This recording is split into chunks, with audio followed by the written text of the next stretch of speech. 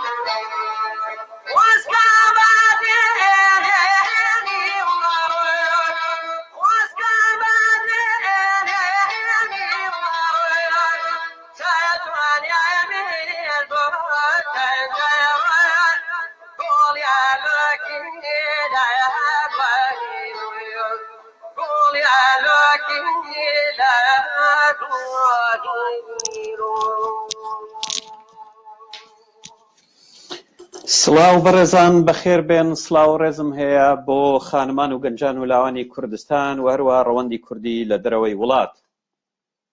ڕاستەکەی من یەکێک لەو کەسانەی کاتێک گەنج بووم زۆر مەعجبی دەنجی بەسازی یا بەسۆزی عەرەب عوسمان بووم. ممکن نییە کەسێک کەوا عاشقی جوانی و خۆشەویستی بێت ئەم دەنگە بگۆڕێتەوە بە دەنجی دورگەی عەرەبی بە یابە و بە عەتابە، بێن ئیتر بە دەنجی نەساز و ناشرینیان بسەلمێنن بەسەر کەلتوری کۆمەلگای کوردەواری. هەر کەسێک یەک زەڕە شەرەف و کەرامەتی هەبێ ڕێگا نادا کەوا کەڵتی موحەممەدیزم بەسەر کەلتوری کۆمەلگای کوردەواری زاڵ بێت. کەلتوری موحەممەدیزم یا کەڵتی موحەممەدیزم ئەو کەڵتەیە کە کار دەکات لە پێناو زاڵکردنی کەلتوری عەرەب بەسەر وڵاتانی دەوروبەر. لێرەدا مشکلە نییە ئەو کەسانەی کەوا دێن جوێن دەدەن یا قسە دەکەن هەر بە ڕێزێک ئەگەر هات و بابەتەکە لە چوارچێوەی ڕێز و ئەدەبدا بێ، هەر پرسیارێکی هەبێ من ئامادەم لەم بەرنامەیە وەڵامی بدەمەوە. زۆر تەبیعی و زۆر ئاساییە پرسیارەکان وەردەگرین و وەڵامیان دەینەوە، چکە زۆر جارێکی لە ناوەڕاستی قسە و باسم، چکە قسە و باسەکانم وەکو سیمیناروان کەسێک دێ پرسیار دەکات دەڵێ تۆ پرسیاری وەڵام نادەیتەوە. یعنی تا ئێستا تاچی کورد فێر نەبووە کاتێک کەسێک قسە دەکا وەکو سیمینار وایە ممکن نییە تۆ بتوانی لە ناوەڕاستی سیمینارەکە ئەو کەسەی سیمینارەکە پێشکەش دەکا ڕای بگری چیە پرسیارێکی لێ بکەیت. بە تایبەتی پرسیارەکەش پەیوەندی بە بابەتەوە نییە. هیوادارم هەر کەسێک هەر پرسیارێکی هەیە زۆر تەبیعی و زۆر ئاسایی وەری بگرێ دەتوانی پرسیارەکە بکە و ئێمە وەڵامی دەینەوە. و من گوێ بەو گوێنانە نادەم ڕاستەکەی. یعنی تێکستێکی زۆر سیر و سەمەرەم بینی کەسێک هاتووە ئاسۆڕەش جوێن پێدا. بۆچی ئاسۆڕەش جوێن پێدا؟ من هیچ کێشم نێ لەگەڵ ئاسۆڕەش. 3 ساڵیش دەبی من چاوم بۆ پەڵتۆک نەکەدێت، 4 ساڵیش دەبی من ئاسۆڕەشم نەبینیوە. ئەی بە شتانە واز لەو شتانە بینن. من ڕێزم هەیە بۆ ئاسۆڕەش. چی ئەو شتە؟ ئەو شتە قۆڕانەکەی لە ئێوە دەبڕێ. یعنی کەی دەبن بە مرۆڤ، یعنی کەی دەبن بە مرۆڤ. من نازم تێتان ناگەم بەڕاستی. یعنی دەتانەوێت لە پای ئەم قسانە چی بەدەست بێنن؟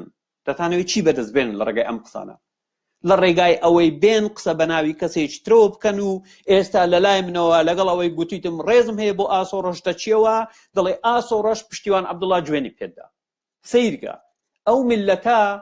ئەو میلەتە یعنی لەم حاڵەتەدا دەژی بەردەوام. خەریکی نیفاقە، لەسەر بنەمای نیفاق ژیانی کردووە، دەیەوێت لەسەر بنەمای نیفاق بژێ، دەیەوێت بەردەوام درۆی لەگەڵدا بکرێ و هەتاوەکو دوایی. سەیرە. بۆچی تۆزێک عاقڵ نابن؟ بڕیار وایە داهاتووی ملەتی کورد بەدەستی ئێوەی گەنجەوە بێ. ئاق لە دەست ئەو ملەتەی کەوا داهاتوەکەی بەدەستی ئێوەی گەنجانەوە دەبێ. ئاق لەو ملەتەی کەوا داهاتوەکەی بەدەستی ئێوەوە دەبێ. دەبی ملەتێکی چەند سەر لێ شێواو بی. لە ئێستاوە هاتوون دەتانەوێت جم و جۆڵی کۆمەلگای کوردی تەسلیم بکەن بە ئەقڵیەتی دورگەی عەرەبی.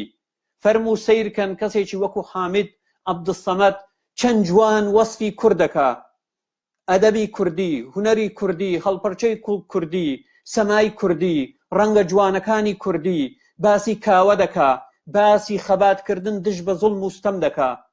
دەڵێ ئەوانەی کەوا سەلەفی و وەهابی و مەلالین هاتوون لە پێناو بەدەستهێنانی هەندێک دۆلار لە وەهابیەکان دەیانەوێ خیانەت لە کەلتوری کوردەواریدا بکەن. یعنی تاکەی ئێوە عاقڵ دەبن. 100 جار پێما وتن ئەو ئەڵڵای قورئان خودای ڕاستەقینە نییە. بوونی نییە بڕایەوە. تۆ لێی تێناگەی مەلایەک دێ فێڵ لێ دەکا. باشترین بەڵگا دوێنێ گەنجێک پەیوەندی پێوە کردم کەوا ناوی ناهێنم و ناوی مەلاکەش ناهێنم. گوتی لە دەشتایی دەم خواردەوە. گوتی فڵانە مەلا. گوتی هات لەگەڵم دانیشت. گوتم مەلا گیان پێغەمبەر نەفرەتی کردووە لەو کەسەی دەخواتەوە لەو کەسەی لەگەڵ ئەو کەسانەدا دەنیشێ کە دەخواتەوە. گوتی گوێی پێمەدا. گوتی مەلا دەستی کرد بە خواردنی مەزە. گوتم ئەی ئەگەر هاتوو کەسێک تۆی بینی؟ گوتی کەسێک منی بینی دەڵێم ئەوە چوو بوو مەلای ئەو گەنجە خەریکی خواردنەوە بوو، ئامۆژگاریم دەکرد، دەمگۆ دەبی واز لە خواردنەوە بێنی، واز لە مەشروبات بێنی، ویستم ئامۆژگاری بکەم. گوتی پێم گوت ئەی بۆچی ڕاتەکە بە خەڵک ناڵێ لە مزگەوت؟ گوتی کاکە گیان ناوێرن ملەتەکە حەز دەکات بگەوجێندرێ. ئەگەر بین ڕاستەکەیان پێ بڵێن کاکە گیان عومەری کوڕی خەتاب کەسێکی ئاوا دڕندە بووە، یەک جرتمان بۆ لێدەن لە منبەری مزگەوت و ڕەنگبی بە نەعل لە منبەری مزگەوت دامان بەزێنن. ئەو ملەتە حەز دەکا لەوەی کەوا بگەوجێندرێ، شەو و ڕۆژ حەز دەکەن بگەوجێندرێن. سەیرە.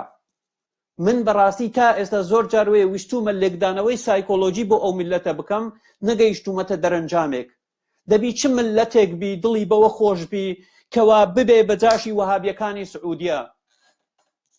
ئال سعودیش خۆیان لە ئەوروپا خەریکی مناڵبازی و بەچەبازی و ژن گۆڕینەوە و ژن فرۆشتن و هەتاوەکو دوایین. قەت لە خۆتان پرسیە خانووی پێغەمبەرەکەتان لە مەککە چی لێهات؟ بۆچی کرا بە توالێت؟ ئەو بینا بەرزانە چین لە مەککە بەرز دەکرێنەوە؟ ناتانەوێ بیرکەنەوە. ناتانەوێ بیرکەنەوە. بە ئێمە دەڵێن ئەو کارەساتەی بەسەر ئەمریکادا هاتووە ئەمە نەفرەتی ئیلاهیە، نەفرەتی خوداکەی قورئانە و سوپای ئەڵڵا بەسەریدا هێناون. ئەی ئەو لافاوەی لە مەککەیدا و نیوەی مەککە کەوتە ژێر ئاو، ئەی ئەوانە سوپای چێ بوون؟ سوپای شەیتان بوون. سوپای چێ بوون؟ سوپای شەیتان بوون. ئەی کاتێک 3 جار مەککەتان بە مەنجەنیق سووتێنرا، ئەوانە سوپای چێ بوون؟ سوپای شەیتان بوون. ئەگەر سوپای شەیتان بوون دەستی شەیتان خۆش بێ، کەواتە شەیتان لە ئەڵڵاکەی ئێوە بەتواناترا. کاتێک ئەڵڵاکەی ئێوە هێرش دەکاتە سەر شارستانیەت، دەیەوێتن شارستانیەت لەناوبەرێ، شەیتان دەیەوێتن کۆنەپەرستی و دواکەوتووی لە ناوچەکە لەناوبەرێ. کەواتە ئێمە لایەنگری شەیتانی. ئەگەر هاتو ئەمە پێناسەتان بۆ بارودۆخەکەیە، بەڵێ هەر بەو مانایە تەواو دەبێ، مانایەکی تری نییە. ئێوە بەڕادەیەک گەوجێنراون خۆتان ئاگاداری هیچ نین. دێن تێکسدا دەبەزێنن بۆ جورئەت ناکەی دیبیت بکەی لەگە فڵانە کەس هەی گەوچ تۆ ئاگاداری ڕووداوەکان نەبووی بەس نییە ڕۆژانە بین بۆت بڵێنەوە زۆر وتنەوە بۆ کەر باشە تەنانەت کەریش پێویستی بەوە نییە یەک جار بەکەر بڵێ وۆش لە شوێنی خۆی دەوەستێ مرۆڤ تاقیکردنەوەی لەسەر مەیمون کرد مەیمون توانی 500 وشە فێر بێ 500 وشە فێر بێ بەڵام نەیدەزانی چۆن وشەکان بەیەکەوە بنێ بۆ ئەوەی ڕستەیەکی مفیدی لێ دەربچێ بەڵام تۆ عەقلت لەدەست داوە هۆشت لەدەست داوە لە پای چی لە پای چی میلەتێکە من بەڕاستی زۆر جاروێ بیر دەکەمەوە ئەو میلەتە بۆچی بەو دەرەنجامە گەیشتووە بۆچی بەو بارودۆخە گەیشتووە زۆر جاروێ بیر دەکەمەوە دەڵێم ئایا کەسێکی وەکو مەسعود بارزانی بەفعلی شایستەی ئەم میلەتە نییە یعنی ملەتێک خۆی بڕوای بە ئازادی نییە بڕوای بە شەریعەتی ئیسلامی هەیە لە شەریعەتی ئیسلامی ئازادی نییە لە شەریعەتی ئیسلامی دەنگهەڵبڕین نییە لە شەریعەتی ئیسلامی دادپەروەری نییە لە شەریعەتی ئیسلامی ژیان لە چوارچێوە دراوە لەگەڵ ئەوەش تۆ دەی ناڕەزایەتی دەرەبڕی بەرامبەر بەدەسەڵاتی کوردی من بەڕاستی بەلامەوە زۆر سەیرە ئەگەر تۆ لەگەڵ ئازادی دەکەواتە دەبی ڕەفزی شەریعەتی ئیسلامی بکەیتەوە و ئەگەر هاتوو شەریعەتی ئیسلامیت قبوڵە دەبی داوا لە مەسعود بارزانی بکەی بڵێ بابی بابم کاک مەسعود گیان تۆ نابی ئازادی هەبێ چاوی چاوم ئەو بڕە ئازادی کەوا لە کوردستان هەیە نابی ئەوەش بهێنی دەبی بیپێچیتەوە بە تەواوی دەبی بیپێچیتەوە بە تەواوی دێجوێن بە پشتیوان عەبدوڵڵا دەدا وێنەیەکی زەردەشت عوسمانیشی داناوە بەڵام ئەوە لە بیر دەکا کە پێغەمبەرەکەی لەسەر ئەوەی شعری لەسەر وتراوە خەڵکی کوشتووە ئێمە مەسعود بارزانیش خەڵک دەکوژێ لەسەر شعر دەکەواتە تۆ چۆن یعنی هاتووی وێنەی زەردەشت عوسمانت داناوە تۆ ئیهانە و سوکایەتی بە زەردەشت عوسمان دەکەی تۆ ئیهانە و سوکایەتی بە زەردەشت عوسمان دەکەی پێغەمبەرەکەت خەڵکی کوشتووە لەسەر ئەوەی شعری لەسەر پێغەمبەرەکەت وتووە بۆچی تۆزێک عاقڵ نابن بۆچی تۆزێک عاقڵ نابن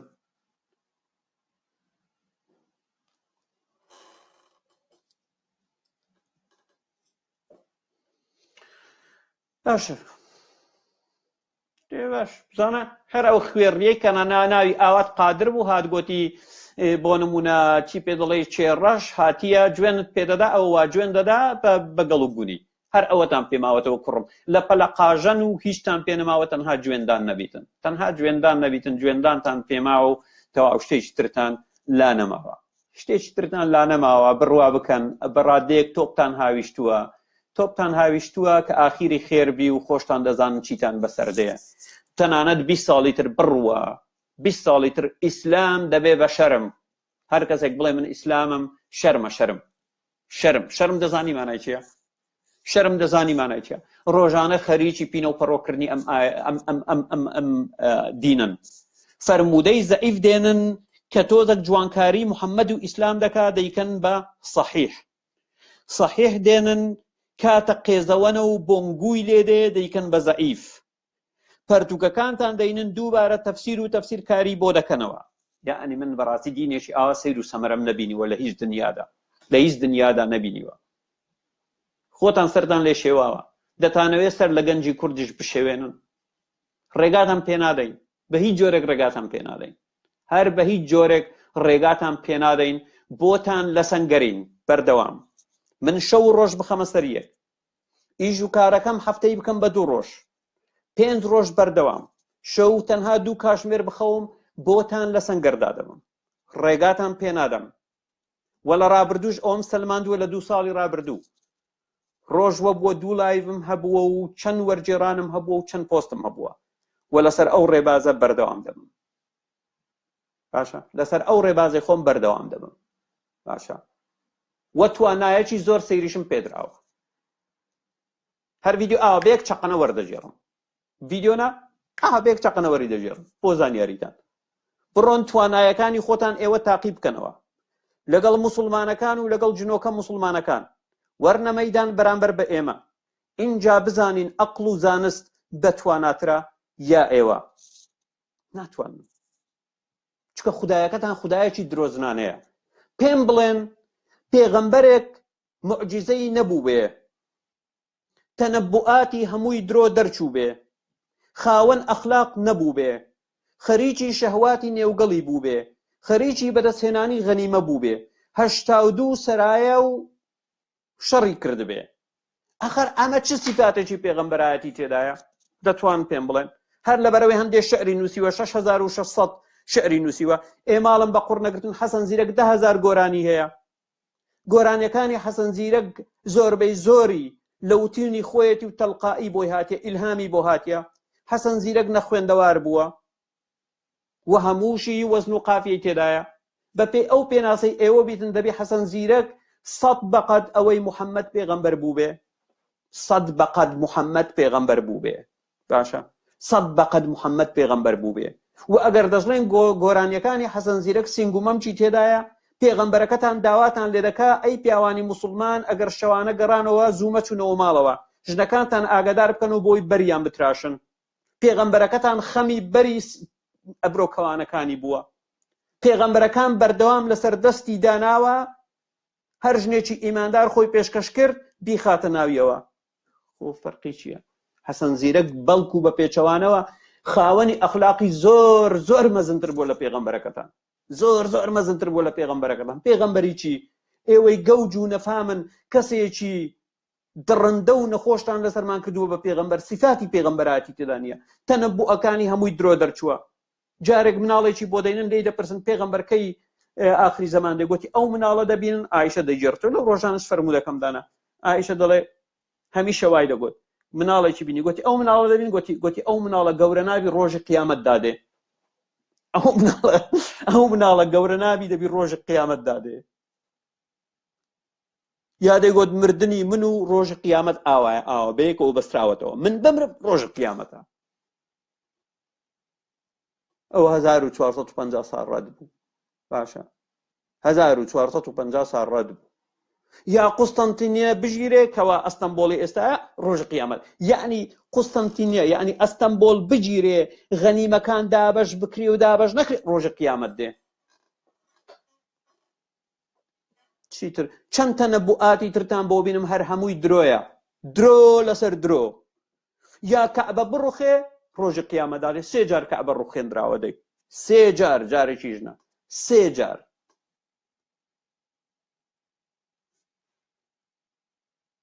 کوڕم حەزت لە ئاینە بۆ مەسائلی ڕوحی؟ ئاینی تر هەیە. ئاین بریتیە لە خواپەرستی. ئەوەتە ئاینی مەسیحی هەیە، ئاینی زەردەشتی هەیە. ئەو دوو ئاینە کەوا لێمان نزیکن دەتوانی بچی. ئەگەر مەوزوعەکە خوداپەرستیە پێت دەڵێن ئەوە خوداپەرستی ئەوە. چکە مەوزوعی ئاین ئەگەر بریتی بێ لە پەرستنی یەک خودا ئەو هەیە، دەتوانی ئەو کارە بکەیت. هاتوون دەتانەوێت ئنچی بکەن. تۆ بە خۆت نەخوێندەواری ناخوێن، هەرە عاقڵەکەت ناخوێنێتەوە. بۆ زانیاری هەرە عاقڵەکەت مێشتی خۆی لەغاو کردێ ناخوێنێتەوە، تەنها خەریکی درۆیە، بەردەوام خەریکی درۆکردنن. دەبی چه ئاینێکی جوان و پیرۆز بی و میلەتەکەی خەیری مرۆڤایەتی بێ کە ئەوەندە جوان بێ ئەگەر هاتوو کەسێک هەڵگەڕێتەوە بیکوژن، تڕحێ و تەتاو. دەبی چه ئاینێک بی؟ ئەگەر ئاینێک جوان و محتەرەم و ڕێکوپێک بێ و میلەتەکەی خەیری میلە بێ، ئەوە پەنا ناباتە بەرکوشتنی کەسانێک کەوا لە ئاینەکە هەڵدەگەڕێنەوە. ئەگەر ئاینەکە جوان بێ، تۆ چ منەتت بەوە هەیە کەوا سەری خەڵک ببڕی، حکمی ڕەدەیان لەسەر بدەی، بڵێ لەبەرەوەی هەڵگەڕایتەوە من دەتکوژم؟ من نازانم حیزبێکی سیاسی ئەگەر هاتوو بەرنامەکەی جوان بێ پێویست بەوە ناکات بڵێ تۆ بووی بە ئەندامی حیزبی من دەربچی من دەتکوژم. چ پێویستی بەوەیە؟ تۆ نا 100 کەسی تر، تۆ نا 100 کەسی تر. ئەمە حکمی ئاینەکەی ئێوەیە. چکە محەممەد زانیوێتی چ کلاواتێکی خستۆتە ناو قورئانەکەی، چ کلاواتێکی خستۆتە ناو قورئانەکەی. اینجا کوڕم ئێوە پیاوی ئەوە نین بتوانن دبەیت لەگەڵ پشتیوان عەبدوڵڵا بکەن. دبەیتی چیم لەگەڵ دەکەن؟ پێم باسی کۆرپەلەزانیتان بۆ بکەم؟ پێم باسی کۆرپەلەزانیتان بۆ بکەم؟ ئیمبریۆ فیتەس بۆ نمونە ڕۆژی یەکەم چۆن دەبی و پیتێن چۆن دەبی و دواتر چۆن کرۆمۆسۆمان لێک دەگرن و 23 و هەتاوەکو دوایی و ئیتر جیناتی بەرپرس وای کرۆمۆسۆمی ئێکس کرۆمۆسۆم و هەتاوەکو دوایی یەک دەگرن چۆن گەشە دەکەن و لێ خانەی تەواو دەبن بە 2 دەبن بە 4 و دواتر هەر یەکەچیان ناوی خۆیە. من بێم دیبەیتی چی لەگەڵ تۆ بکەم هەی نیکبەت ها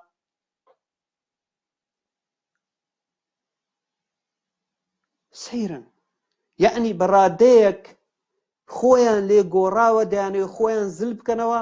من ئەسڵەن کوڕم پێم شەرمە لە بابەتەکانم بنووسم دکتۆر پشتیوان عەبدوڵڵا خۆشتان بینیوتانە بابەتەکانی منتان بینیوە هەرگیز ئاماژەم بەوەی نەکردێت دکتۆر پشتیوان عەبدوڵڵا نەم کردیە ئاماژەش پێ ناکەم چکە من تاچێکم لە ئێوە وەکو ئێوەوە هاوڕێی ئێوەم تاو مۆزوعەکە بڕایەوە هەمومان لە ماڵی خۆمان قادر و محەممەد و پشتیوان و عەبدولەحەد و عەبدولسەمەد و نازانم چین لە نەخۆشخانەش هەر کەسێکمان کارێکمان هەیە ئەندازیارە دکتۆرە کرێکارە سایەقی تەکسیە هەتاوەکو دوایی.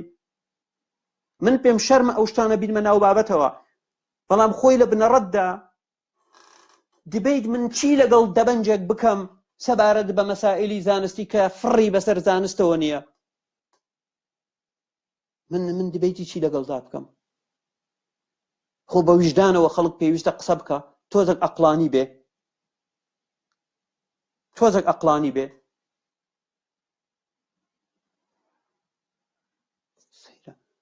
پێم گوتینە لێتان بێمنەتن بڕۆن هەرە عاقڵەکەتان بینن گەر هات و قسە لەسەر موعجزەکانی قورئانە قورئانەکەتان ئیعجازی زانستی تێدایە بۆ ئەوی دانە بەدانەتان بۆ بەتاڵ بکەمەوە دانە بەدانە دانە بەتانێ بێتاڵ دەکەمەوە دانە بەدانێ بێتاڵ دەکەمەوە دەق لە دەق لەگەڵتان پێدا دێم وەدەیەها بەرنامە لەگەڵتان دیبیت دەکەم هەر هەمووی فی سفر دەکەم بەتاڵی دەکەمەوە.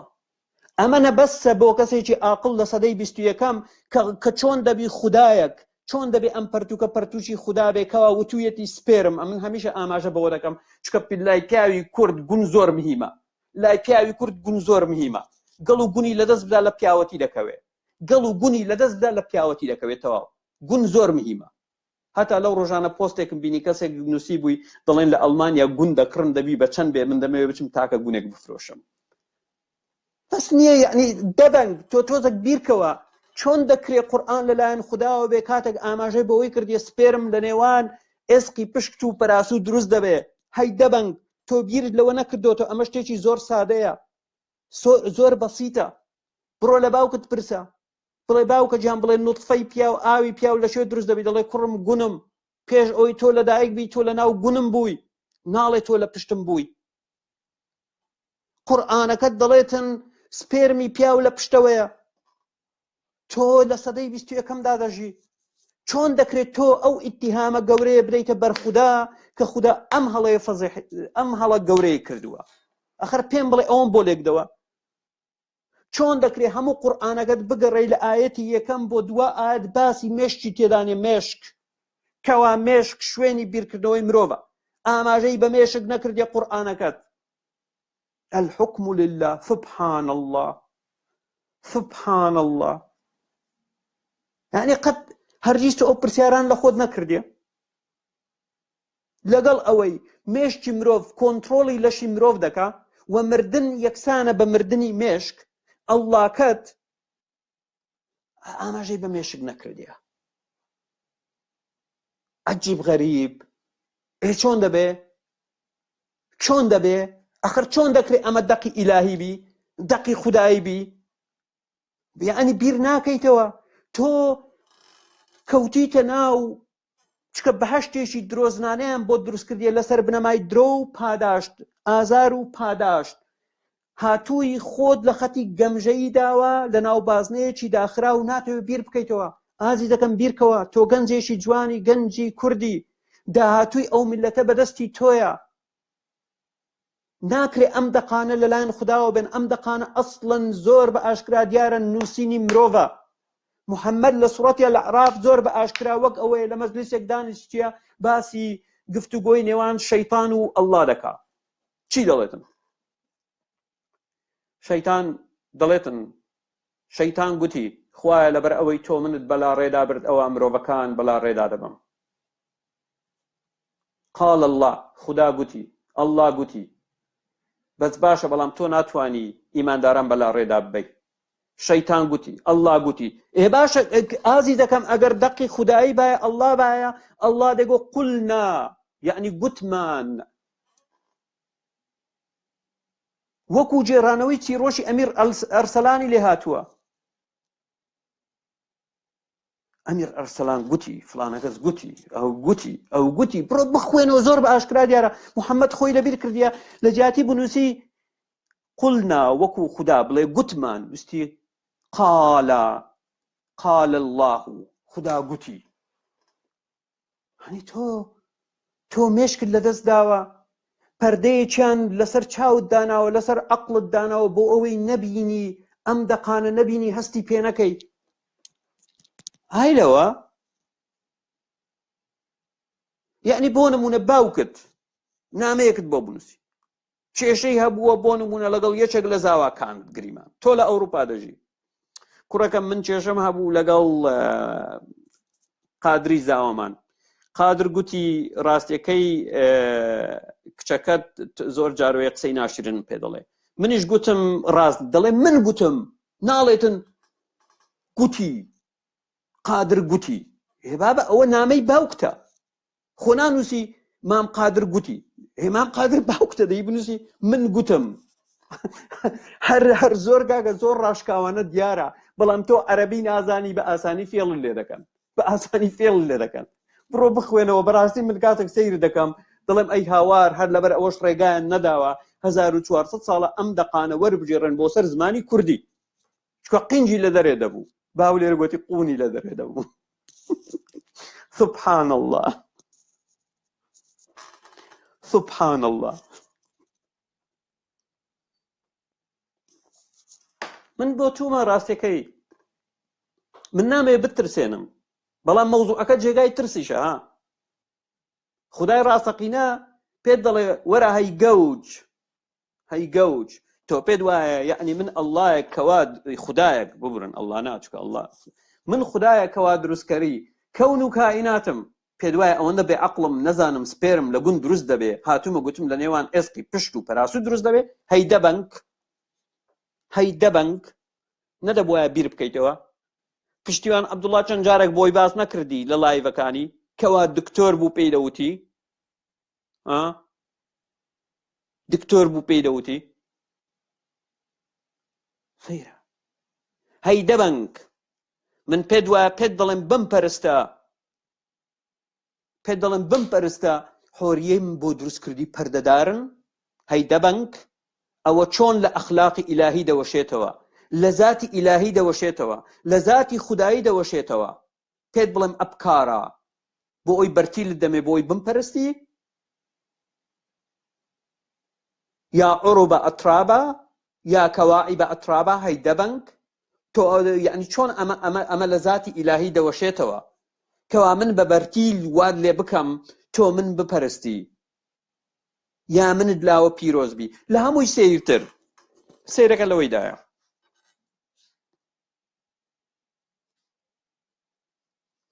لە زمانی عەرەبی اسم الأعظم و اسم الأصغر هەیە ناوی مەزن و ناوی بچووکراو بچووکراو بۆ ئیهانە و سوکایەتیە باشە وەکو لە زمانی کوردیشەیە بۆ نمونە ڕەنگ بێ لە زمانی کوردی بە مانای زۆر جاروەیە بۆ نمونە دەڵێی مەحموود خولە وایەنە لە زمانی کوردیشەیە لە زۆر زمان دەڵێ مەحموود خولە لە زمانی عەرەبی محمد اسم الأعظمة مزن ناوي مزن محمود اسم مصغرة ناوي خدا اسم مصغرة دي ناوي الله كتان اسم مصغرة محمود محمد مفعل محمود مفعول هر وەک دوو کوڕەکەی ئەبا جەهل کەوا ناویان قەتیبە و قوتەیبە بووە کەوا قوتەیبە ناوی مصغر بووە محمود ناوی مصغرە محەممەد ناوی ئەعظەمە مەزن ناوی مەزنیان داوە بە محەممەد و ناوی ئەڵڵا کەوا مەحمودە ناوێکی مصغرە ناوێکی بچووکەوە کراو تۆ دەزانم تۆ عەرەبی نازانی و مەلاکانیش ئەوت پێ ناڵێن و مەلاکانیش هەمویان کلااوچین لە پێناو بەرژەوەندی خۆیان نان ئەو ڕاستیانەت پێ بڵێن نان ئەو ڕاستیانەت پێ بڵێن ئازیزەکەم چۆن پێت دەڵێن نانی خۆیان دەبڕن ئەخەر ئەمە کوفرە کوفرێکی زۆر گەورەیە محەممەد ناوی ئەعظەم بی مەزن و مەحموود ناوی موسەغەر بی بچووکەوە کراو بچووکەوە کراوبی ناوی بچوو کراو پێڵە دەی وەکو مەحموود و خولا سەیرە و من نمونەشم هێنایتەوە لە ڕابردوو بۆ نمونە مطهر لەسەر وەزنی محەممەد مفعل واتە پاککەرەوە محموود مەطهور واتە شتێک پاک کرابیتەوە ئەگەر پاککەرەوە نەبی شتێک پاک نابیتەوە تۆ ناتەوێت تێبگەی لەو شتانە هەر پێت وایە ئەوەی کەوا مەلاکان پێت دەڵێن بە درێژایی مێژوو درۆیان لەگەڵ کردووە تەواوە و بڕایەوە سەیرە بەڵێ محەممەد ئیسم لە عەظەمە بڕۆم بخوێننەوە مەحموود ئیسم موسەغەرە و ناوی خواشە مەحموود ئیسم موسەغەرە بچووکەوە کراوە گچکە کراو بە هەولێری بە هەولێری گچکە کراو یعنی گچکە کراو ناتانەوێت لەم شتانە تێبگەن لەبەرەوەی عەرەبیش نازانن ئیتر تەواو دێن کەسێک دادەنیشی جەزاک الله خەیرە اللهم صل على محمد وعلى آله وصحبه وسلم كما صليت على إبراهيم وآل إبراهيم تەواو جەزاک الله خەیرە جەزاک الله خەیرە تەواو یعنی پاداشتت بۆ دێ کوڕم ئەوانە بەردەوام خەریکی گەوجاندنی تۆ مناڵێکی تەمەن 18 ساڵ و 16 ساڵ و 17 ساڵ و 20 ساڵ و 21 و 25 من کوڕەکەم تەمەنی 25 ساڵە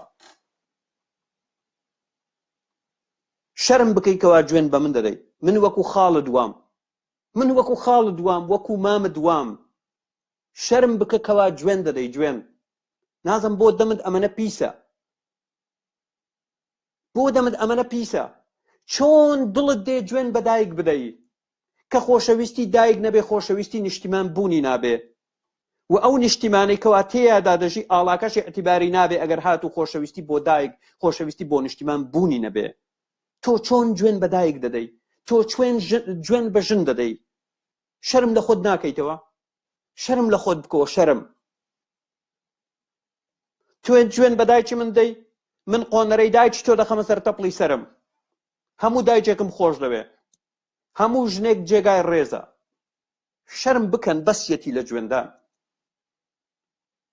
شەرم بکەن لە جوێندان دەتەوێت بەو شێوەیە بێی کەوا خۆ من دەزانم تۆ تووشی سەدمە دەبی کاتێک تووشی سەدمە دەبی وەڵامت نییە و سەبارەت بە دین نازانی دەی تەنها جوێن دەدەی ئەوە گەورەترین وەڵامی تۆیە کەوا دەی جوێن دەدەی جوێن بدە جوێنەکانیشت بۆ چێ دەڕوە بۆ نێوگەڵ دەڕوە یعنی ڕەسەن بۆ نێوگەڵی دایک و خوشک و کچ و هەتاوەکو دوای شەرم لە خۆت ناکەیتەوە تخوا شەرم لە خۆت ناکەیتەوە حەوەلە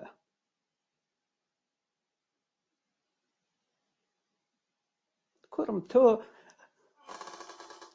کاتێک شارەزای لە قورئان نیە و شارەزای لە زمانی عەرەبی نیە و دەچی لە مزگەوت گوێ دەگری و هەندە مەلای شێخ و شەیطان درۆت لەگەڵدا دەکەن دەیانەوێت ئاینەکەی جوان بکەن ئەڵبەتە هەر وەک دوێنێ و پێرێ دووبارە بە هین نیشانمدا بە بەڵگا لە مەرکەزی فتوا دڵێن تکا لە مەلاکان دەکەین لە خوتبەی مزگەوتەکان ئاماژە بە فەرموودە نەکەن و هەندێ فەرموودە نەخەن بە درۆ بە ناوی پێغەمبەر ئاماژەی پێ نەکەن وەکو اطلب العلم ولو في الصين ئەمە بوونی نییە ئەسڵ و ئەساسی نییە مەلاکان بەردەوام دەیڵێنەوە تەنها بۆ درۆکردن لەگەڵ خەڵک درۆی شاغدار لەگەڵ خەڵک تەواو بوونی نییە باشە من کاتێک بۆچی فەرموودەیەک دادەنێم کەوا لە بوخاری و موسلیمدا هەیە تۆ دەی جوێن دەدەی لەبەرچی من نازام لەوە تێناگەم من هاتوومە بەو پەر ڕازگۆییەوە فەرموودەکەم وەرجێڕاوەتە سەر زمانی شیرینی کوردی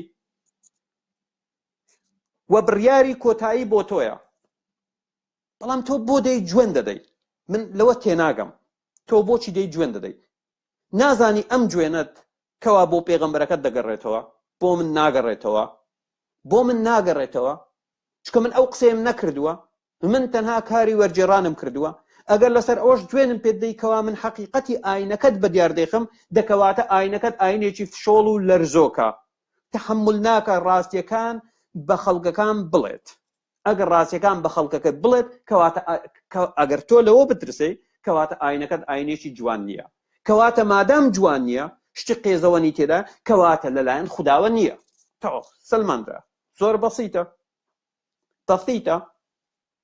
بسيطة سبحان الله سبحان الله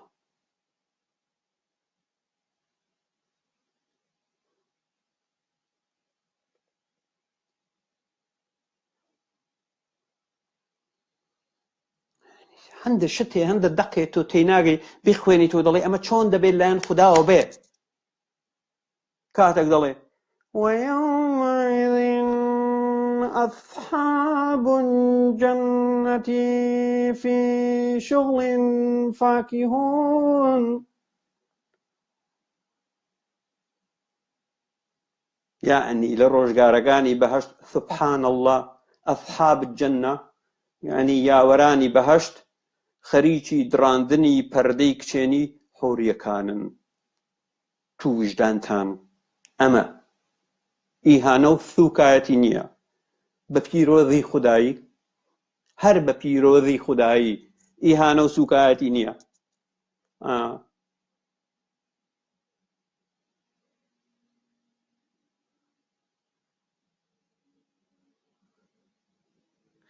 ولم يطمثهن إنس قبلهم ولا جان إنس وپێشووتر پەردەی کچێنیان نەدرا و نەچۆتە ناویانەوە چووکی پیاو یا جنۆکە ئینس ئەخەر ئەمە ئیهانە و سوکایەتی نە بە پیرۆزی خودایی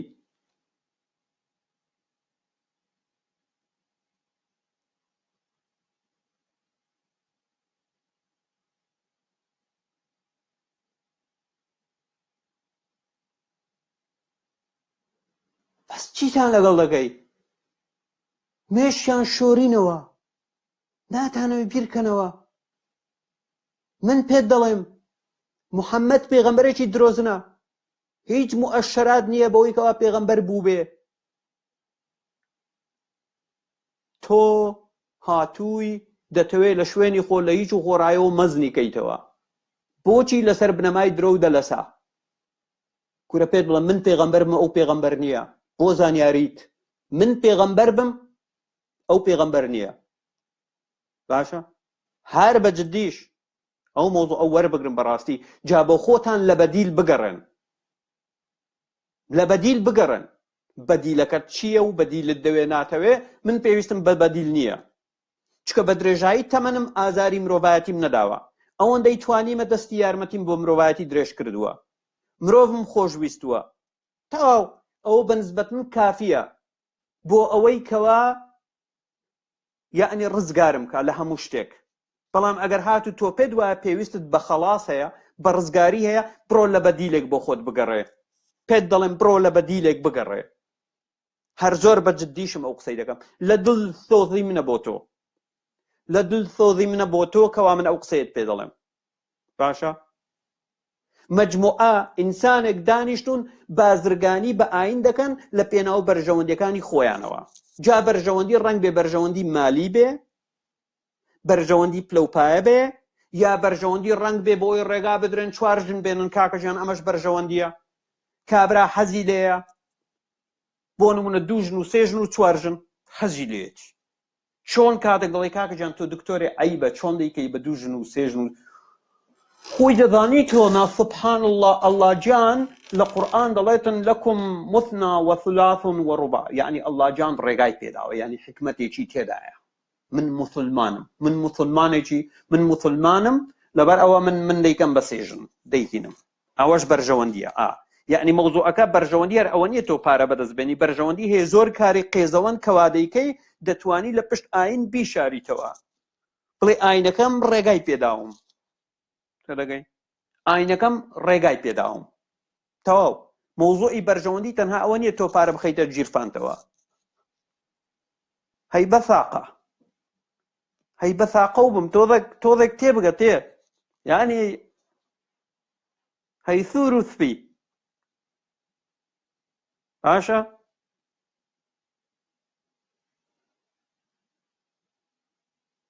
یعنی چۆن دەکرێ خودا مناڵی لووسکەی لە بەهەشت دروست کردبی، مناڵی لووسکەی لە بەهەشت دروست کردبی، ئەوم پێ بڵێ چۆن دەکرێت لە بەهەشتی ئیلاهی کە خودا ئەو پڕ دادپەروەرە مناڵی دروست کردبی بۆ خزمەتکردنی تۆ هەی دەبەنگ. ئەخەر قەت ئەو پرسیارە لە خۆت نەکردیە؟ هەرگیز ئەم پرسیارە لە خۆت نەکردیە؟ چۆن دەکرێت بەهەشتێکەوە بەهەشتی ڕۆحی بێ، ئەو پڕ دادپەروەری ئیلاهی تێدا بێ، وەکو گۆی زەمین نەبێ کەوا نادەتپەروەری تێدا بێ، مرۆڤ بەدەستی مرۆڤ بچەوسێتەوە. خودا چوبی جیبی مناڵی لووسکەی دروست کردبی بۆی خزمەتت بکە، هەرچەندە بۆ خزمەت زیاترن ها بۆ زانیاریتان، بەڵام گریمان دەی ئەوە بە قسەی ئێوە خزمەت. چۆن دەکرێت ئەمە؟ بەتایبەتی لە بەهەشتێک ململانێ و ڕق و قینە و حەسوودی و کاری نالەبار و غیرە و نازانم چی، هیچ ئەو شتە قێزەوەنانەی مرۆڤ بوونی نامینێ. ئەخر پێم بڵێ تۆ یعنی مناڵی لووسکەت لە بەهەشت بۆ چییە؟ مناڵی لووسکەت لە بەهەشت بۆ چییە؟ ئەوم پێ بڵێ. یعنی چۆن ئەمە عەقڵی تۆ، چۆن ئاوا خودا سووک دەکەی، چۆن خودا ئەوها سووک دەکەی، سووکەت و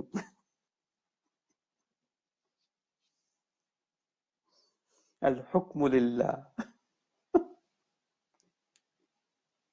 بڕوا بکە جار وێ نازای لەگەڵ ئەو میلەتەی پێ بکەنی بۆی بگریێ. ئەی سەیرە ملەتی وا سەیرم نەبینیوە، هەر ملەتی وا سەیرم نەبینیوە بە ذاتی و سیفەتی خوای دەزانی چۆنە، هەر واز بینن لەو مەوزوعە دەزانی چۆنە، مەوزوعەکە زۆر هینە. جوێن بدەن، دەزانی چۆنە چ جوێنێک دەن بیرن، زۆر تەبیعی زۆر ئاساییە.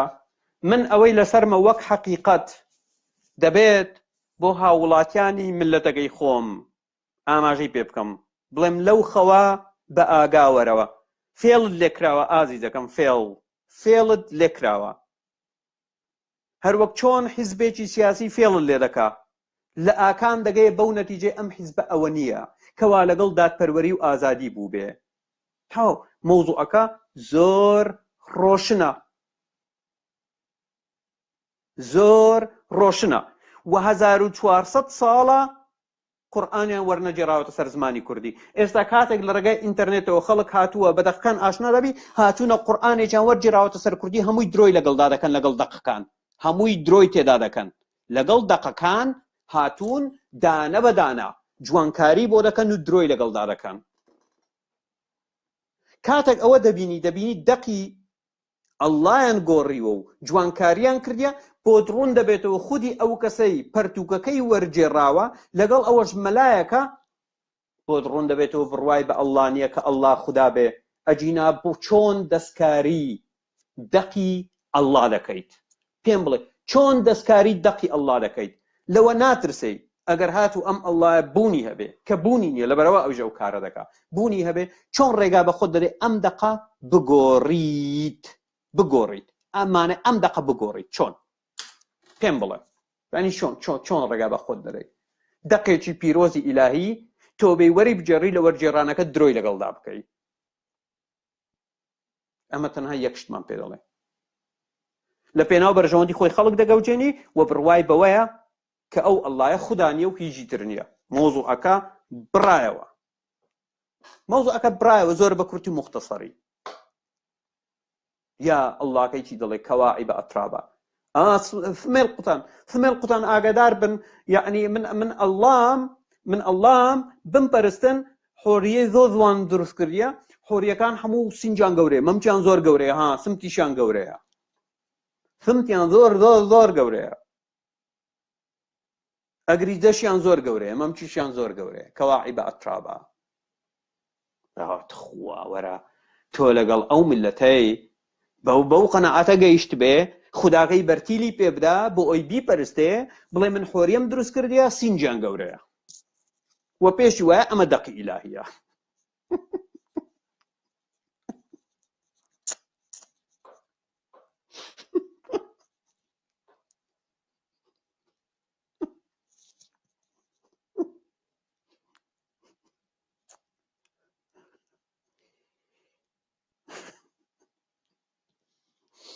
دەبەنجی گەیشتۆتە ئاستێک دەزانی چۆنە سنووری نییە بڕوا بکە دەبەنجی گەیشتۆتە ئاستێک سنووری نییە ئەنی بێ سنوورە یعنی وای لێ هاتووە تاچی کورد جیاوازی نێوان مرۆڤ و خودا ناکا وا دەزانی خودا هەمان سروشت و طەبیعەتی مرۆڤی هەیە هەمان سروشت و طەبیعەتی مرۆڤی هەیە وەکو مرۆڤ خودا دەبی تووڕە بێ هەڵچێ دۆ شاو تێکەڵ بکە گوێن بدا خودا جارێ قسەیەک دەکا پەشیمان دەبێتەوە قسەیەکی تر دەکا باوی بابم تۆزێک بیرکەوە چاوەکەم تۆزێک بیرکەوە ئازیزەکەم تۆزێک بیرکەوە ئەم شتانە کفرە کفر فەرمودەیەکی محەممەدتان هەیە دەڵێن چۆن ئەڵڵا بناسینەوە لە ڕۆژی قیامەت دەڵێتن ئەڵڵا دێ ئەڵڵا دێ محەممەد دەڵێ چۆن بیناسنەوە بڵێن پێی بڵێن بڕوامان بەوە نییە کە تۆ ئەڵڵا کورە بابە لە ڕۆژی حەشترە خۆ قابلە چێکێ لە ئەڵڵا لە ڕۆژ شت لەوێبی محەممەد دڵێ لی پرسن با ڕانی خۆتان نیشاندا ئەڵڵا جان ئەوە ڕانی خۆی ئەوها بە نیشان دەدا دەڵێن کەواتە تۆ ئەڵڵای بڕوامان هێنا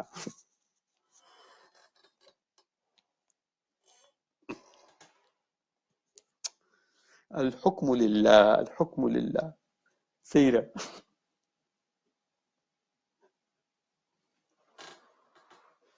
یەک گاڵتە جاڕیە دەچێناو ئەو فەرمودانە و دەخوێنیەوە و دەبینی تەنها ئیهانە و محەممەد لە زۆربەی کاتەکان ئیهانە و سوکایەتی بە پیرۆزی خودایی کردیە یعنی دەگەیتە ئەو نەتیجەی محەممەد بڕوای بەبوونی خوددا نەبووە و خۆی پێخوا بووە تۆ چۆن دەکری ئەوە ئیهانە و سوکایەتی بە قودسی خودایی بکەی بە پیرۆزی خودایی بکەی نازانم من تێناگەم و هەر ژنێکی ئیماندار خۆی پێشکەش بە پێغەمبەری ئەڵڵا کرد و پێغەمبەری ئەڵڵا ویستی سەرجێی لەگەڵدا بکات عەجیب غەریب ئەخر ئەمە چۆن دەکرێت لە ڕووی یعنی دادپەروەری ئیلاهی جوانی ئیلاهی پیرۆزی ذاتی ئیلاهی ئەخلاقی ئیلاهی ناوەشێتەوە تۆ چۆن هاتی دەڵێ ئەمە دەقی ئیلاهیە سەیرە بەلامەوە سەیرە بەڕاستی زۆر جارۆیە ویان ئەی ئیمانداران ئەگەر لە گووکردن هاتنەوە ویان دەستان بەردەستی ژن کەوت ئەگەر ئاو نەبوو ئەوە بە خۆڵی سۆر خۆتان پاککەنەوە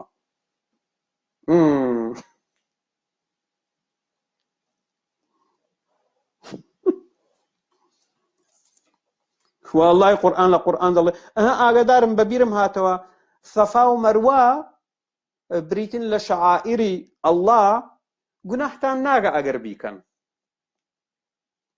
گوناحتان ناگا ئەگەر بیکەن گوناحتان ناگا یعنی فەرز نییە بۆچی چکە دابوو نەریتی بتپەرستی بووینە لە دورگەی عەرەبی دەگەی بتپەرستی بووینە لە دورگەی عەرەبی ئەمانە هەمووی ئینسان یعنی خودا دژی بە پێچەوانەوە خودا عەقڵی بە تۆ داوە بۆچی بۆ بیرکردنەوە بۆ لۆجیک بۆ منطق دەبیبەی ئەم پەرتوکانە هەڵبسەنجێنی لە ڕوانگەی عەقڵ و منطقەوە لە ڕوانگەی ذاتی ئیلاهیەوە لە ڕوانگەی پیرۆزی خوداییەوە لە ڕوانگەی دادپەروەری ئیلاهیەوە ئایا مومچینە دەقەکانی ئەم پەرتوکە قسەی خودا بن بە تایبەتی دوا قسەی خودا بن بەر لەوەی خودا بۆ هەمیشە و بۆ هەتایە دەمی خۆی بگرێ پەرتوکێکی لەم بابەتە داببەزێنێ بۆ کۆمەڵگای مرۆڤایەتی چکە تەواو لە دوای قورئان خودا بۆ هەمیشە دەمی خۆی گرتیە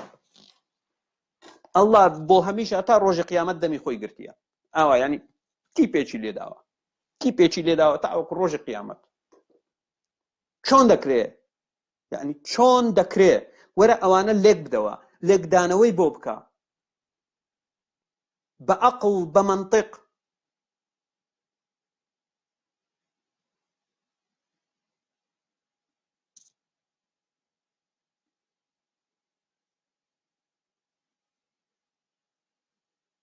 سبحان الله.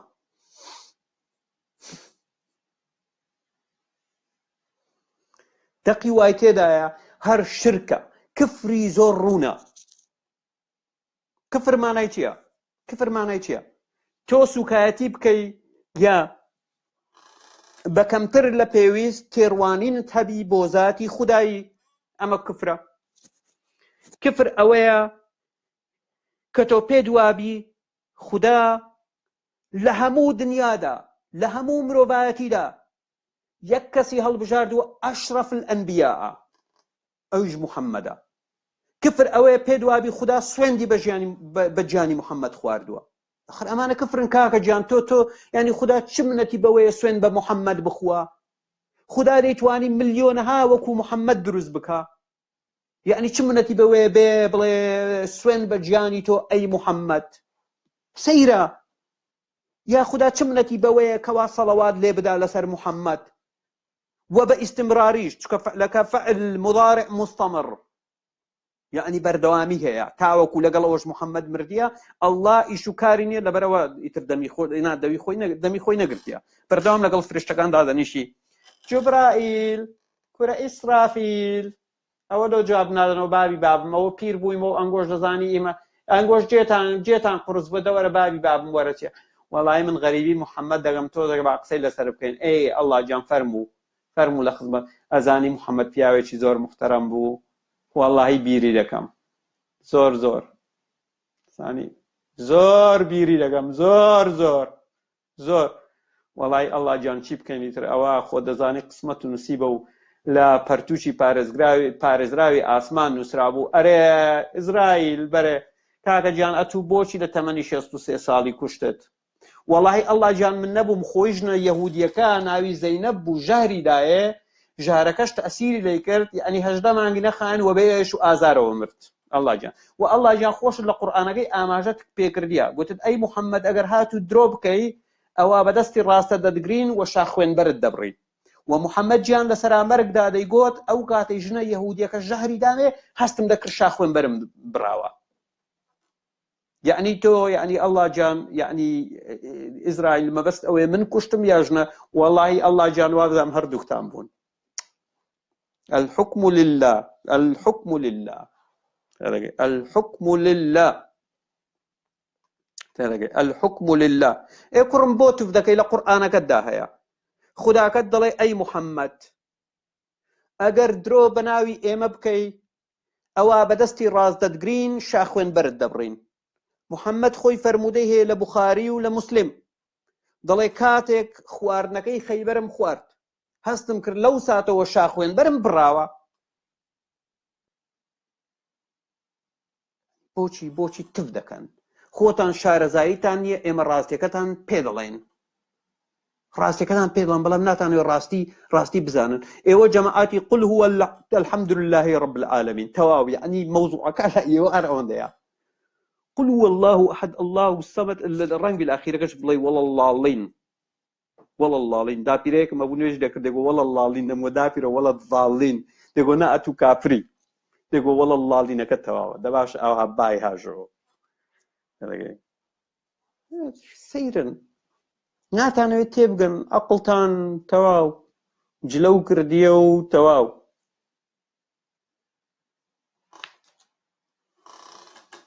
با گوێم بدا کاکەجیان، با گوێم بدا لێی گەڕێن، ئەوە دواتر ئیشی دەبینم. کاک پێستون ئەگەر بتوانی دەستێکی بۆ بێت کە زۆر زمان درێژی کرد دەمێکە گوێن دە و ئاوات قادرە قبول دەکەین، بەڵام ئینسانێکی بێشەرەفە دەمی زۆر پیسە وەکو قینجی وایە.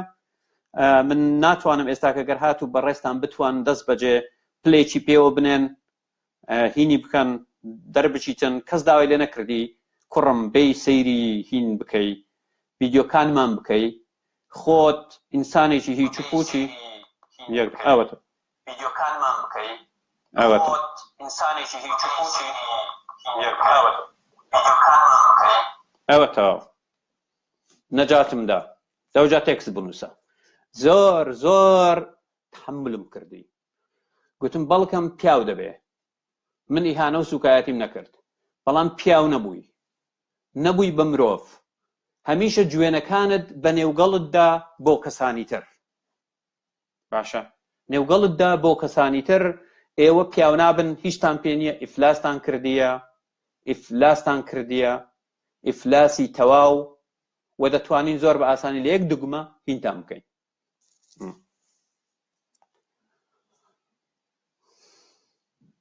چێ بێ ئەخلاقە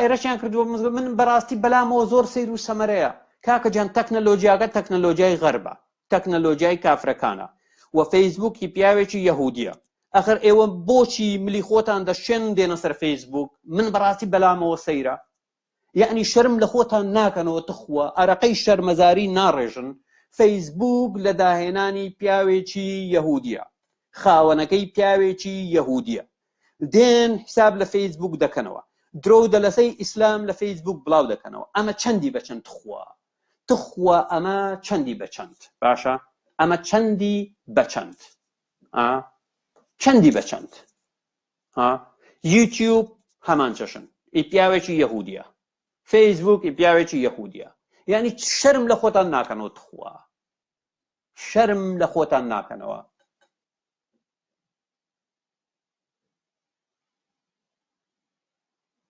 گوێ کاک ڕۆژگار لەیان گەڕێ جوێنیان پێمەدا زۆر تەبیعی و ئازی دەکەم وەڵامی ئەمانە مەدەوە بە هیچ جۆر وەروەها لە کۆتاییدا من ویستم دەستخۆشی لە کاک خالید بکەم سەبارەت بەو چاوپێکەوتنەی کردی لەگەڵ حامد عەبدوسەمەد زۆر لە سمێڵ قوتەکان بە وەفاترە سەبارەت بە دۆز و پرسی کورد زۆر بە جوانی ئاماژەی بە کێشەی کورد کردووە و زۆر ڕێز لە فەرهەنگی کوردی ئەدەبی کوردی ڕەنگی درەوشاوەی کوردی گرتووە و یەک قسەیم زۆر بەدڵ بوو گوتی لە کۆتاییدا نەورۆز بەسەر هەموو جەژنەکانی تر سەر دەکەوێ ئەم قسەیم زۆر بەدڵ بوو لە چاوپێکەوتنەکەی کە پێویستە ڕاستەکەی بە ئاوی ئاڵتون بنووسرێتەوە حامد عەبدوسەمەد گوتی جەژنی نەورۆز لە ئاکامدا بەسەر هەموو جەژنەکانی تر مەبەستی جەژنی قوربان و جەژنی ڕەمەزان بوو سەر دەکەوێ و کۆتاییشی بۆ ئەو کەسانەیە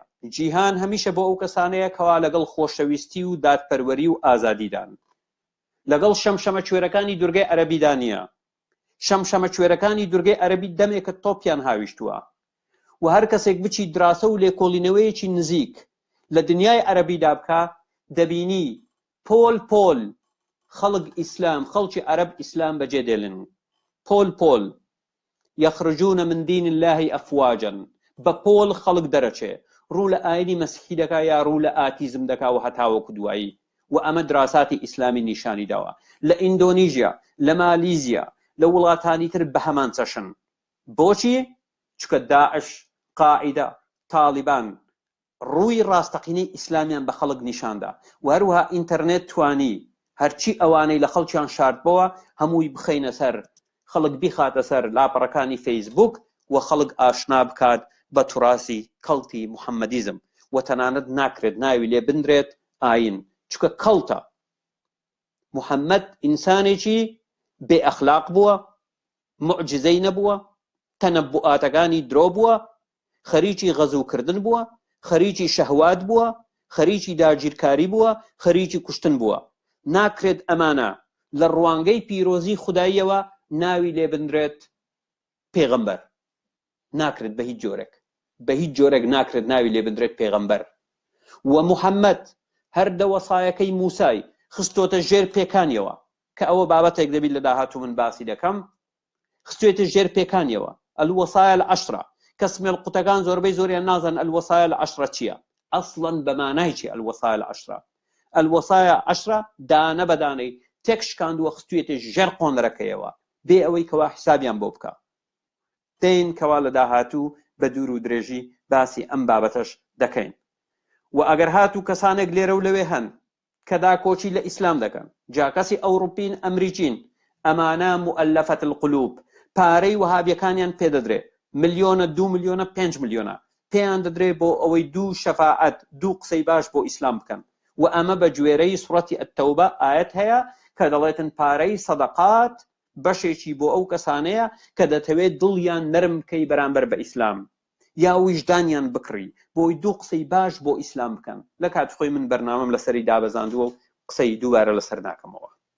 باشە، هیوادارم لە کۆتاییدا گەنجانی وڵاتەکەم بە ئاگا بێنەوە هیچی تر بە دوای عەقڵیەتی مەلاکان نەکەون کە ئەوانە ئەڵقە لە گوێی سعودیان. و من جارێکی تر خەڵکی کورد بە هەموو چەشنێک دەبی داکۆچی لە ئیسرائیل بکات، بە هەموو چەشنێک دەبێت داکۆچی لەمانەوەی ئیسرائیل بکات لە خۆرهەڵاتی ناوەڕاست. ئیسرائیل لە خۆرهەڵاتی ناوەڕاست نەمێنێ، خۆرهەڵاتی ناوەڕاست بۆ ئێمە دەبێ بە گۆڕستان. ڕەحممان پێ ناکەن و ڕەحم بە هیچ ئازادی خوازێک ناکەن. و من پێم وایە کوردستان دەبی دەرگاکانی ئاواڵا بکە بۆ هەموو ئەو کوردە یەهودیانەی کە پێش ساڵەکانی 1950 کوردستانیان بەجێهێشت، چکە کوردستان مڵکی وانی شەو دەبی بگەڕێنەوە بۆ زادی باوکانیان، لە کوردستان بژین غەزبەن لەسەر هەر تاگێکی موسڵمانی سمێڵقوت. کوردستان مەدینە نییە، کوردستان مەککە نییە کەوا فەرموودەی پێغەمبەرەکەت بێتە دی کاتێک لەسەر مەرگدا دەڵێتن دورگەی عەرەبی دەبی پاک بکرێتەوە لە مەسیحی و لە یەهودی. دورگەی عەرەبی تەنها دەبێ بۆ موسڵمان بێ. نەخێر، گەلی کورد بە هەمە ڕەنجی جوانە و دەبی دەرفەتێکی زیاتر بدرێت بە هەموو ئاینەکان و دەبی ڕێگا بدرێت ئاینی مەسیحی ڕاستەوخۆ بە ئاشکرا بانگێشە بۆ ئاینەکەی بکات لە کوردستانی باشوور، ڕێگا بدرێت کەلیسا لە سلێمانی بکرێتەوە، لە دهۆک بکرێتەوە، لە هەولێر بکرێتەوە، لە هەموو شوێنێکی ئەم کوردستانە بکرێتەوە و پەرستگای زەردەشتیەکان لە هەموو شوێنێکی ئەم کوردستانە بکرێتەوە. و هەروەها دەبی ڕێگا بدرێ کە یەهودیەکان بگەڕێنەوە کوردستان زێدی باوکانیان. ئەوەی کەوا کوردستان ئەوەی کوردستان مڵکی نییە موسڵمانە. ئیسلام زۆر پێش ئیسلام زەردەشتی لە کوردستان بوونی هەبووە، مەسیحی لە کوردستان بوونی هەبووە، یەهودی لە کوردستان بوونی هەبووە. ئەوانە هاتوونە نەک لە ڕێگای شەڕ و کوشتار، ئەوانە لە ڕێگای فێرکاری و قسەکردنەوە قەنەعەتیان بە خەڵک هێناوە بۆ ئەوی ببن بە ئاینەکەیان، هەم زەردەشتی هەم مەسیحی و هەم ئاینی یەهودی. بەڵام ئێوە لە ڕێگای شمشێرەوە هاتوون، کوردستانتان داگیر کردووە، بە زەبر و زەنگ دەستدرێژیتان کردوتە، سەرژنانی کورد باپیرە گەورانی ئێمەتان کوشتووە، مناڵانی ئێمەتان کردووە بە کۆیلا. ممکن نییە ئەمە لێتان قبول بکرێ هیچی تر و ڕێگاتان پێ نادەین. و لە ئاکامیشدا چی دەکەین؟ قورئانەکەتان یەک دوو وشتر دەین لە دورگەی عەرەبی بۆ ئەوی کەرەکانی خۆمان ماندی نەکەین، بۆ ئەوی کەرەکانی خۆمان ماندی نەکەین. دوو سێ وشترتان بۆ دەینین لە دورگەی عەرەبی، عەبەیەک و عەبدولجنس لەطیف و عەلی باپیریان دەخەینە سەر، قورئانەکانیشتان کۆ دەکەینەوە دەیخەینە سەر، دوو شەقیش لە قنجی وشترەکان دەدەین بۆ ئەوەی بگەڕێنەوە دورگەی عەرەبی، بە بیابانەکەی عێراق بگەڕێنەوە دورگەی عەرەبی. و ئەگەر خۆشتان دەتانەوێت لەگەڵیان بچن خۆ ئافیستان بێ و بڕۆن. کوردستان مڵکی ئێوە نییە. کوردستان واتە وڵاتی کوردان، واتە ئەو کەسانەی کە بە زمانی کوردی قسە دەکەن، کە فەرهەنگەکەیان کووردە، کەلتورەکەیان کووردە، عاشقی زمانی کوردی و مۆسیقای کوردی و هەتاوەکو دوایین. ئەمە جێگای ئێوەی تێدا نابێتەوە کە دەتانەوێت نیقاب و حیجاب بۆ خەڵکی کوردستان بێنن، بە زۆری بیسەپێنن، شریعەتی محەممەدی کە شریعەتی دورگەی عەرەبی بێن بەسەر ئێمەدا بیسەپێنن. ئەمە جێگای نابێتەوە. لێتان قبول ناکەین، بە هیچ جۆرێک لێتان قبول ناکەین. لێتان دێنە مەیدان و لێتان هاتوونێتە مەیدان. لەبیرتان بێت 2 ساڵ بەر لە ئێستا ئێوە هێرشتان دەکردە سەر ئازادی خوازان. ئەمڕۆ کە ئێوە هاتوون بەرگری دەکەن، ئێمە هێرش دەکەین. زۆربەی زۆری ڤیدیۆکانتان وەڵامن بە ڤیدیۆکانی ئێمە، زۆربەی زۆری ڤیدیۆکانتان هێرش نین. ئەم سەردەمە گۆڕا، باشە ئەم سەردەمە گۆڕا، ئاوەژوو بۆتەوە. هیچی تر ڕێگاتان پێ نادەین، هیچی تر ڕێگاتان پێ نادەین. گەیشتۆتە سەر ئێسقانمان. ڕۆژانە لە مینبەری مزگەوتەکانتان ئیهانە و سوکایەتی بە هەموو کەسێک دەکەن. ڕێگاتان پێ نادەین. باشە ڕێگاتان پێ نادەین. کەلتوری دورگەی عەرەبی، من ڕێزم هەیە بۆ عەرەب، هیوادارم لەو مۆزوعە چکە من کەسێکی ناسیۆنالیستی نیم، بەڵام کەلتوری دورگەی عەرەبی، کەلتوری درندەی دورگەی عەرەبی بێنن بۆ وڵاتی ئێمە. باشە بە هیچ جۆرە قبوڵمان نییە، لێشتان قبول ناکەین. و تەنانەت ئەگەر ڕۆژگارێک لە ڕۆژان ملەتی کورد هەڵەی کرد کەوا دەوڵەتێکی ئیسلامی لە کوردستان قبول کرد، گەر هاتوو من لە ژیان مام یەکەم کەس دەبم کە یەکەم گولە دەتەقێنم بۆ شۆڕشکردن دژ بە ئیسلام باشە دەگەڕێمەوە بۆ شاخ و کێوەکانی کوردستان شەڕ دەکەم دژ بە ئێوە جێگاتان نابێتەوە جورئەت مەکەن بە هیچ جۆرێک جورئەت مەکەن کەڵتی موحەممەدیزم بەسەر تاجی کورد بسەپێنن ئەقلیەت و ئەندێشە و ویژدانی تاجی کورد ئەمەی قبول نییە وەلێتان قبول ناکات ئێوە دۆڕاون جاشن خائینن بە هەموو پێوەرێک و ئەگەر پیاویشتان تێدایە سەبارەت بە ئیجازەکانی قورئانەکەی موحەممەد وەرن دبەیت بکەن بەڵام کەسێکی تۆزێک زانستیم بۆ بینن من تااقەتی ترسنۆک و جەبان و ئەو شتانم نییە باشە تااقەتی ئەو شتانم نییە گەیشتۆتە سەر ئێسقانمان هیچ تر لێتان قبول ناکەین هیچی تر ممکن نییە لێتان قبول بکەین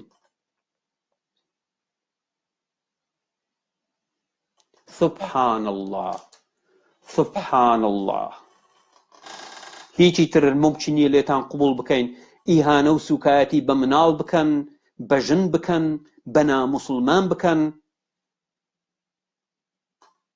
دەبی بزانن تا ئێستا کەمترین قسەم کردێ سەبارەت بە دۆزی ژن بەڵام ژنانێک هەن کەوا دێنە مەیدان لەمە و پاش بۆ ئەوەی بابەتەکانیان تایبەت بێت بە ئیسلام و بە ژن بۆ ئەوەی ئەو کلااوچیانە بەلاوە بنێن کە گوایە دیفاع لە ژنی کورد دەکەن بەڵام لە بنەڕەتدا دیفاع ناکەن چونکە جورئەت ناکەن بێن قسە بکەن سەبارەت بە ڕۆڵی ئیسلام سەبارەت بە چەوسانەوەی ژنی کورد ژنێک یەکسانی خوازبی بەرگری لە مافی ژن بکە دەبێت یەکەم شت قسەی لەسەر بکە ئیسلام بێ نەک یەکەم شت لێی ڕادەکا ئیسلام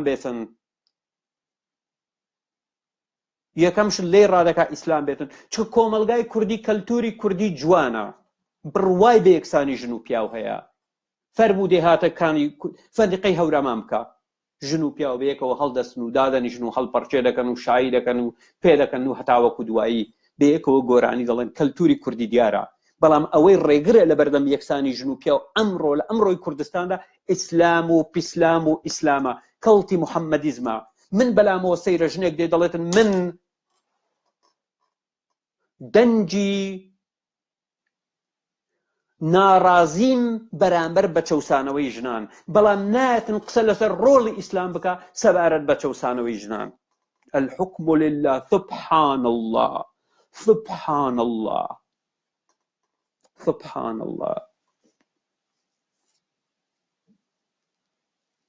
اینجا لە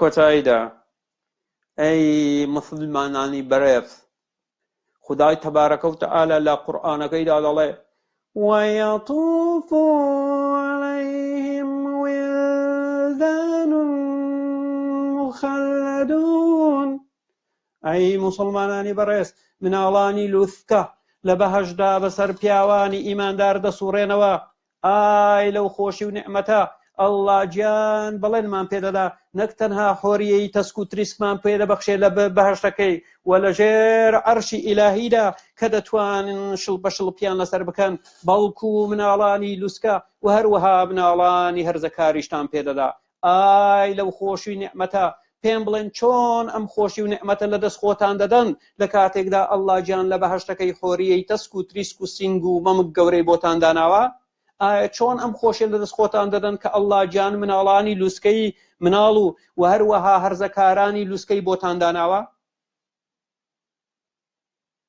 ئەمە ئەو بەهەشتەیە کەوا بەڵێنی پێتان داوە باشە کە بەڵێنی پێتان داوە بڕواتم بەم بەهەشتە هەیە کەوا لەژێر عەرشی ئیلاهی بەهەشتەکەتان کوڕم بۆن تۆواوی لێدێ بڕوا بکە جار وێ دەینمە بەرچاوی خۆم خەیاڵ دەکەم دەڵێم بزانم چییە ئای لەوە ئەوە حۆریەکان و مەمک و سمت و نێوگەڵ و پەردە و لە کاتی سێکسکردندا دەهەژێنەوە و خوێنیان لێ نایە کاتێک سێکسیان لەگەڵ دەکەوێت کاتێک هەروە پیاوەکان مەشغوڵن بەیانیان بەردەوام و دواتر کاتێک پشوەک دەدەن دووبارە چاک دەکرێنەوە دوای دووبارە پیاوەکان خەریکی نێوگەڵ کوتان و دواتر مناڵانی لووسکە باوکەڕۆ ئەم بەهەشتە لەژێر عەرشی ئیلاهی تەنها بۆنی هیدی دێدێ نوتفەی پیاوی لێدێ ئەو بۆنەیە دەڵێن 500 ساڵ دووریەکەی دەڕواوانە بە زات و سیفەتی ئەڵڵاکەتان ئەم بۆنەیە دووریەکەی 500 ساڵ دەڕوا دووریەکەی 500 ساڵ دەڕوا باشە کاتێک شاد بۆی بەڕێز و ئازیز هەوڵ دەدەین ئەگەر بەیانی نەمانتوانی دوو بەیانی لەگەڵتان دابین سەبارەت بە بەشی سێم لە بەرنامەی ئایا ئیسلام لە ڕابردوو داهێنانی کردووە ولا داهاتوو دەتوانی داهێنان بکە ئاماژە بە هەموو زاناکان دەکەین وەکو ابن المقفع الخوارزمی ابن هەیثەم الرازی ابن رشد ابن سینا و هەتا وەکو دوایی کۆمەڵێک ابن فەرناس دانە بەدانە چ داهێنانێکیان کردووە و ئیسلامیەکان چۆن تەکفیریان کردوون چیان لێ کردوون چیان کوشتووە چیان بەرباران کردووە و هەتاوەکو دوایی بە چاوی خۆتان ئەمە دەبینن و هەروەها بەرنامەیەکی ترمان ئەو هەفتەیە کۆتای ئەم هەفتەیە تایبەت دەبێ بە سەبارەت بە داگیرکاریەکانی محەممەد بۆ خەیبەر چۆن بوو و چۆن نەبوو و چۆن دەست درێژی کرد و دەستکاری کرد و بە تەفسیلی دێنە ناویەوە اینجا لە هەفتەی داهاتوو دێن قسە دەکەین سەبارەت بە پێشێلکاریەکانی محەممەد بۆ الوەسایە لە عەشرە دانە بەدانە دێن ڕەنگبی 5 بەرنامە بخانێکەوە قسە و باسی لەسەر بکەین کاتێکی شاد بۆ ئەوەی بەڕێز و ئازیز سبحان الله دەبڵێن جەزاکم الله خەیرا سەڵەواتێک لێ بدەن سەڵەواتێک لێ بدەن سەڵەوات لە دیداری محەممەد وەکو زاچیر ناوی محەممەد محەممەد کاتێکی شاد هەر بژین